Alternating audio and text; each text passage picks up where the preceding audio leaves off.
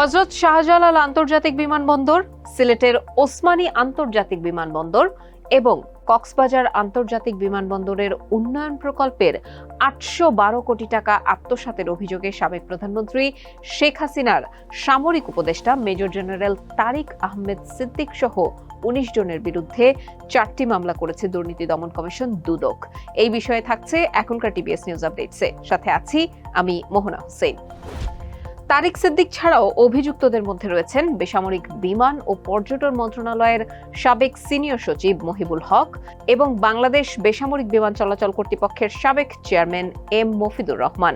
২৭ জানুয়ারি দুদকের মহাপরিচালক মোহাম্মদ আক্তার হোসেন এই তথ্য জানান। হযরত শাহজালাল আন্তর্জাতিক বিমানবন্দরের ইনস্টলেন্স এবং রাডার প্রকল্পের মাধ্যমে তারিক সিদ্দিকের বিরুদ্ধে ২০০ কোটি টাকা আত্মসাতের অভিযোগ উঠেছে। তিনি বলেন, তারিক সিদ্দিক তার ঘনিষ্ঠ সহযোগী অ্যারোনেস ইন্টারন্যাশনাল লিমিটেডের ব্যবস্থাপনা পরিচালক মাহবুবুল আনাম, সাবেক সিনিয়র সচিব মোহাম্মদ মহিবুল হক ও জনেন্দ্রনাথ সরকারকে প্রভাবিত করে এই প্রকল্প হাতে নেয়।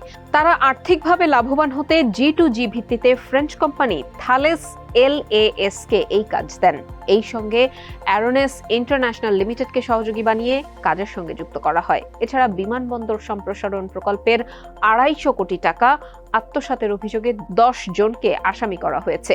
মামলাটি করেছেন দুদকের উপপরিচালক সালাউদ্দিন। দুদকের অনুসন্ধানের কথা জানিয়ে মামলায় বলা হয়, ১৩,০০০ কোটি টাকার প্রাক্কলন প্রকল্পে অর্থের পরিমাণ বৃদ্ধি করে ২১,০০০ কোটি টাকা করা হয়। এই প্রকল্প থেকে ক্রয় সংক্রান্ত বিধিবিধান লঙ্ঘন করে ১২টি বোর্ডিং ব্রিজের কাজ সহ বিভিন্ন কাজে নিজেদের পছন্দের ঠিকাদারকে কার্যাদেশ প্রদান করে বেআইনিভাবে স্থানীয় এজেন্ট অ্যারোনেস ইন্টারন্যাশনাল লিমিটেডকে উক্ত কাজে সম্পৃক্ত করা হয়। এই মামলায় তারিক সিদ্দিক সহ ১০ জনকে আসামি করা হয়। এছাড়া সিলেট ওসমানী আন্তর্জাতিক বিমানবন্দরের সম্প্রসারণ প্রকল্প থেকে ২১২ কোটি টাকা এবং কক্সবাজার বিমানবন্দরের টার্মিনাল নির্মাণ ও রানওয়ে উন্নয়ন প্রকল্প থেকে ১৫০ কোটি টাকা আত্মসাতের অভিযোগ রয়েছে। এই ছিল এখনকার টিবিএস নিউজ আপডেটসে। নিয়মিত সংবাদ আপডেটের জন্য টিবিএস এর সাথেই থাকুন।